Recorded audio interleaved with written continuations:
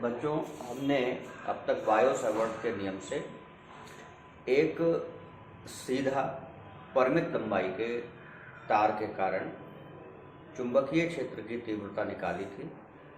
आज हम Biot Savart के नियम से ही उसी नियम का प्रयोग करेंगे, लेकिन वृत्ताकार कुंडली के केंद्र पर चुंबकीय क्षेत्र की तीव्रता निकालेंगे। तो बच्चों, मेथड वही रहेगा, लेकिन बस अब जो धारा प्रवाहित हो रही है वो हमने पहले करा था, एक स्ट्रेट कंडक्टर लिया था सीधा, और आज हम बात करेंगे वृत्ताकार कुंडली की। जैसे मान लो हमने एक कुंडली ली, ये हमने एक तार का कुंडली ले ली और सपोज करो इसमें ऐसे आई धारा बहे और हमें इसके केंद्र P पर यहाँ चुंबकीय क्षेत्र की तीव्रता निकालनी है।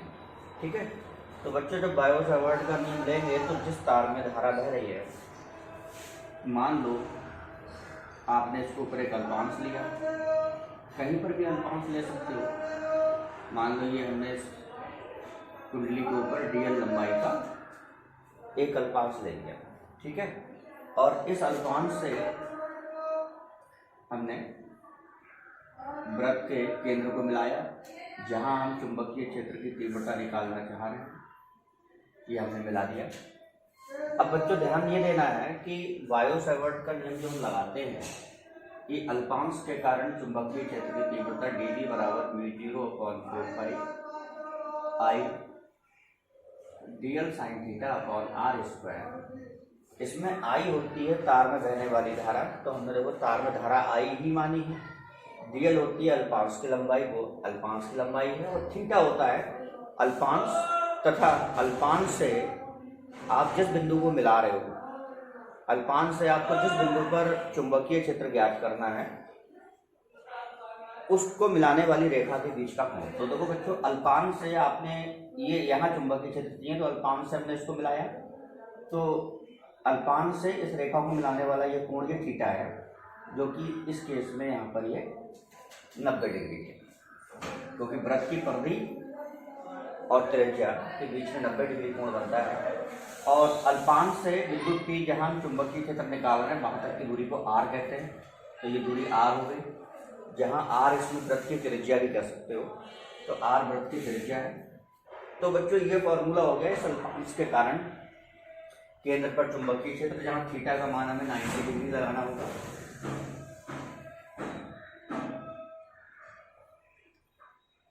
Ideal sine 90 upon r square, और साइन 90 का मान 1 होता है, तो μ0/4 into I dl upon r square. Sine 90 का मान 1 लग गया। तो ये चुंबकीय क्षेत्र हो गया बच्चों केवल अल्पांश के कारण। हमें चाहिए पूरे वृत्ताकार कुंडली के कारण केंद्र पर, तो पूरी वृत्ताकार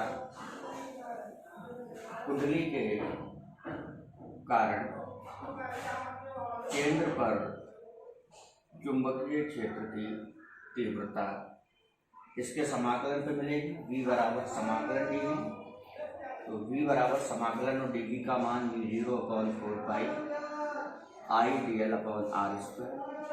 और बच्चों समाकलन से मैंने बताया था, जब स्ट्रेट कैरिंग कंडक्टर का स्ट्रेट कंडक्टर में मैंने चुंबकीय क्षेत्र निकाला था, तो बताया था जो कांस्टेंट होते हैं उन्हें हम बाहर कर लेते हैं, और समाकलन केवल चर राशियों का होता है।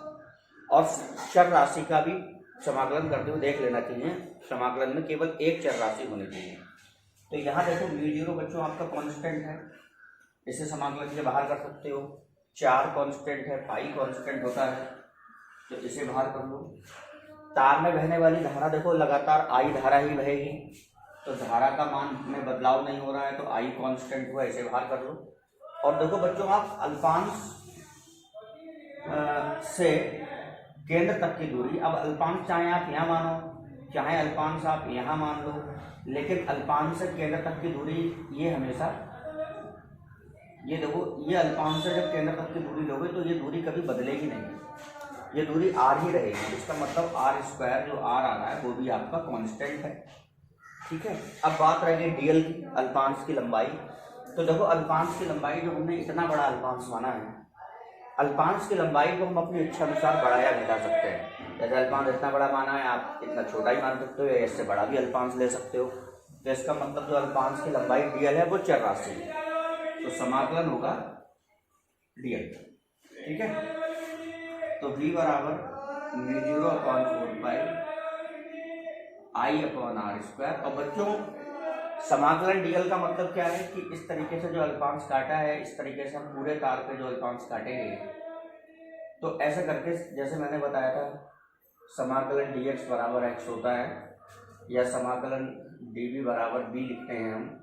तो इस सूत्र के आधार पर समाकलन dl का मान हो गया l, और l का मतलब हो गया इस पूरे तार की लंबाई। ठीक है, तो मैं थोड़ा ऊपर से मिटा दे रहा हूं। और जो l का मतलब हुआ पूरे तार की लंबाई, l का मतलब पूरे तार की लंबाई, या जो आप ऐसे करके पूरे तार की लंबाई लोगे तो बच्चों ये देखो ध्यान से, अगर हम पूरे तार की लंबाई अगर हम लेंगे तो ये एक तरीके से वृत्त की परिधि बन गई।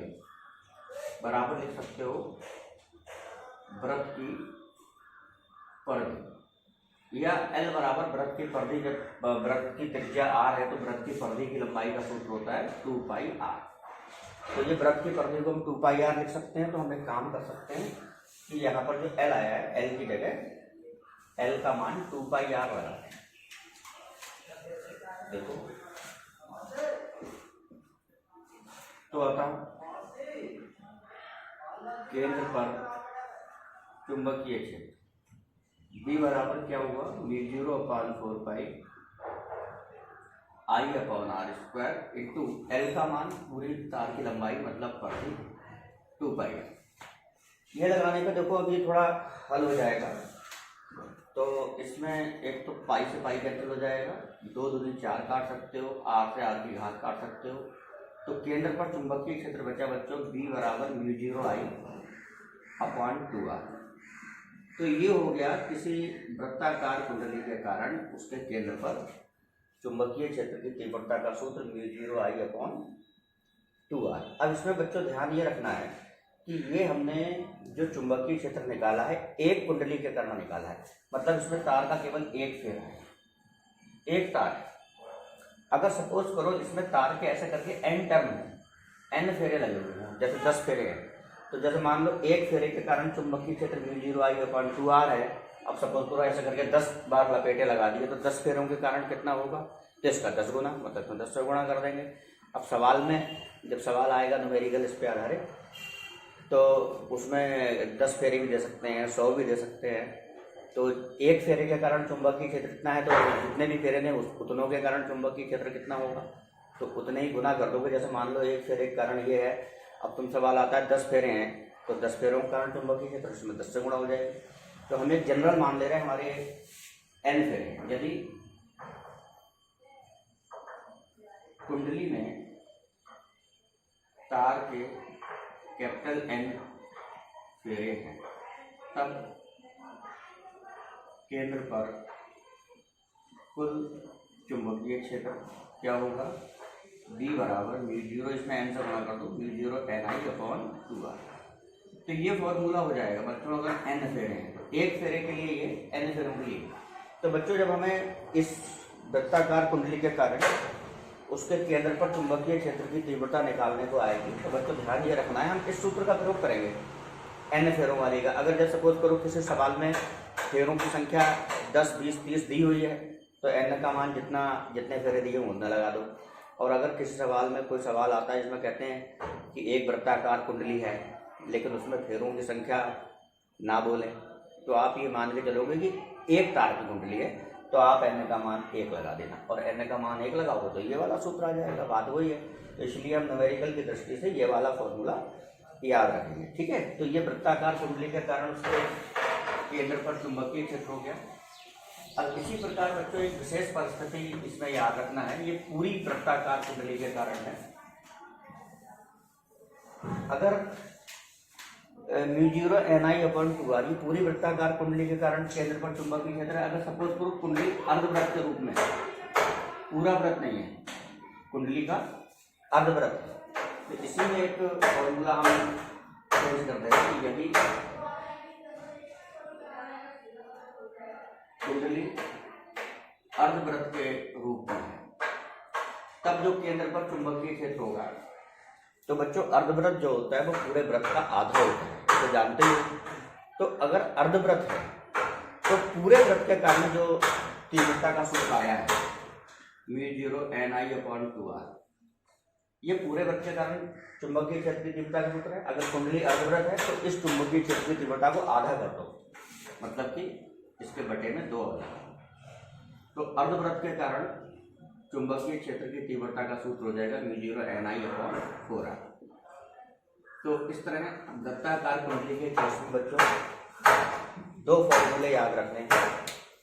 एक तो अगर सवाल न्यूमेरिकल आता है वृत्ताकार कुंडली, तो वृत्ताकार कुंडली का सवाल आता है, पूरा वृत्त है तो सूत्र लगाएंगे μ0 Ni/4r, सॉरी μ0 Ni/2r।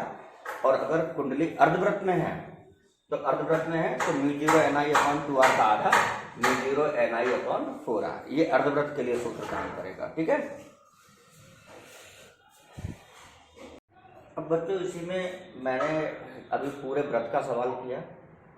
अब सपोज करो कुंडली ऐसी है कि वृत्ताकार चाप के रूप में, मतलब कि वृत्ताकार चाप ऐसा है जो ना तो पूरी तरीके से वृत्त है और ना ही पूरी तरीके से अर्धवृत्त है, क्योंकि वृत्त का सूत्र हो गया, अर्धवृत्त का भी हो गया। लेकिन तार मान लो ना वृत्त के रूप में, ना वृत्त है ना अर्धवृत्त है, मतलब एक चाप है, जैसे इतना टुकड़ा है, वृत्त का एक टुकड़ा है, ये चाप हो गया। और इस चाप में आई धारा बह रही है और इसके कारण मान लो यहाँ इसका केंद्र है, तो यहाँ हम चुंबकीय क्षेत्र निकालना बच्चों चाह रहे हैं। अब इस तार की सिचुएशन क्या है कि इसकी कुंडली, ये जो चाप है इसकी त्रिज्या मान लो ऐसे r है, ठीक है। और ये जो चाप है ये पूरा r त्रिज्या का चाप अपने केंद्र पर मान लो यहाँ ये अल्फा कोण, यहाँ केंद्र पर अल्फा कोण बना रहा है, सही है। अब इसके कारण हमें यहाँ केंद्र O पर चुंबकीय क्षेत्र चाहिए। तो देखो मेथड हम बच्चों वही लगाएंगे, पहले एक अल्पांश काटें। सपोज करो हमने ये एक अल्पांश लिया, तार पे एक अल्पांश का टुकड़ा लिया जिसकी लंबाई dl, और अल्पांश से हमने O पे हमें चुंबकीय क्षेत्र निकालना है, तो अल्पांश से हमने O को मिलाया, ये दूरी हो गई r। और अल्पांश और इस बिंदु रेखा जो अल्पांश से हमने बिंदुओं को मिलाया है, इनके बीच का कोण ये थीटा, जो कि 90 डिग्री हो गया, ठीक है। तो पहले हम अल्पांश के कारण चुंबकीय क्षेत्र लिख रहे हैं। देखो अल्पांश के कारण केंद्र पर चुंबकीय क्षेत्र की तीव्रता, तो अल्पांश के कारण केंद्र पर चुंबकीय क्षेत्र dv μ0/4 I dl sine theta, theta का मान 90/r²। तो देखो ये हो गया dv बराबर μ0/4 I dl साइन 90 का मान 1 हो जाएगा r²। तो ये हो गया अल्पांश के कारण चुंबकीय क्षेत्र। अब हमें चाहिए पूरे तार, पूरा तार का नाम दे दो dv, ये सदी तक है। तो पूरे चाप AB के कारण चुंबकीय क्षेत्र, तो V बराबर लिखोगे समाकलन dv का समाकलन। तो समाकलन और dv का मान μ0/4 I dl/r²। अब इसमें से देखो कांस्टेंट राशियों को बाहर निकालो, तो आपका μ0 कांस्टेंट, 4 कांस्टेंट, I धारा में बदलाव नहीं हो रहा है। अब आप अल्पांश कहीं पर भी ले लो, चाहे यहाँ लो चाहे यहाँ चाहे यहाँ, लेकिन केंद्र से दूरी हमेशा r रहेगी, इसलिए r² कांस्टेंट और समाकलन रहेगा खाली dl। और बच्चों पिछले प्रश्न की भांति μ0/4 I/r² और dl का समाकलन l, और l का मतलब हो गया इस चाप की लंबाई। l पिछली बार पूरा वृत्त था तो पूरे वृत्त की लंबाई ली थी जो परिधि कह रहे थे, लेकिन अब की बार पूरा वृत्त नहीं है, केवल a से b तक चाप है। तो l का मतलब हो गया आपकी जो चाप बन रहा है AB की लंबाई। अब चाप की लंबाई कैसे निकालेंगे?